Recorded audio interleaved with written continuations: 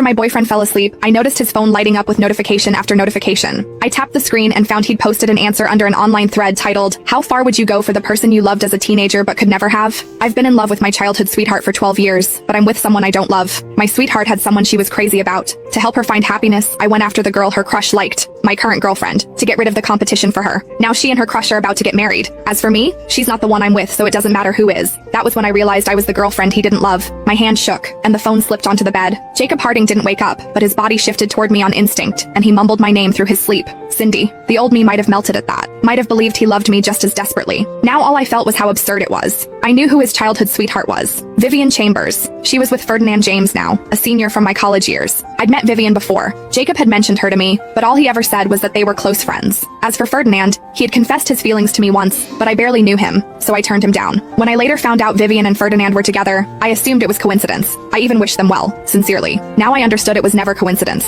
It was a game Jacob had engineered from the start, and I was just an expendable NPC in it. I took a deep breath and kept scrolling through the post. It was a detailed chronicle of every memory he had of loving Vivian in secret. I knew I loved her from the time I was 10, but she never once looked at me that way. Of course I didn't want to see her with someone else, but I couldn't stand watching her hurt even more, so I chose to let her go. When she got rejected and locked herself in her room crying for 3 days, the hatred I felt was unbearable. I hated that the person she loved wasn't me. I hated that someone as good as her had to suffer that kind of rejection. But the person I hated most was my current girlfriend, for so effortlessly taking away everything she wanted. So I decided to help her. I went after my current girlfriend, and the plan was to break up a year later. Only now did I understand why his eyes always carried something I could never read when he looked at me. But he'd been so good to me, so impossibly good that I never had a single reason to doubt him. Our 1-year anniversary was a week away. I'd been happily planning how to celebrate it, how to make the day special. I thought I'd surprise him. I thought it would make him happy. It never occurred to me that all of it was a lie from the very beginning. A scheme. Something closer to revenge. The comment section was full of reactions. Have some shame. How do you even have the nerve to post this? What did your girlfriend ever do to deserve a piece of trash like you? Leave her alone. Others saw it differently. He didn't cheat on her, didn't mistreat her. What's so terrible about that? Am I the only one wondering? If he loved his sweetheart for so many years and never made a move, how come his girlfriend was so easy to win over? Jacob had replied to that comment. With the person you love, you can only tread carefully. You're terrified of saying the wrong thing. You can't bring yourself to hurt her. But with my girlfriend, it was just a game of calculated affection points. Throw in a few special tactics when needed, and of course it was easy. If anyone's curious, I can share some of the special methods I used. The comments section, predictably, begged for details. Jacob replied below. It's simple, really. Figure out what she needs most. Before I made my move, I spent a long time doing research. My girlfriend grew up in a single-parent household. Her family didn't have much money. She was deeply insecure. Plenty of guys on campus were interested in her, but most of them looked down on her because of her background. They couldn't get anywhere near her heart, so I showed up in the place she was most comfortable. Naturally, she let her guard down. I remembered how I'd met Jacob. It was at the tutoring center where I worked part-time. My family didn't have much. My mother raised me on her own, and none of it came easy. After starting college, I refused to be another burden on her.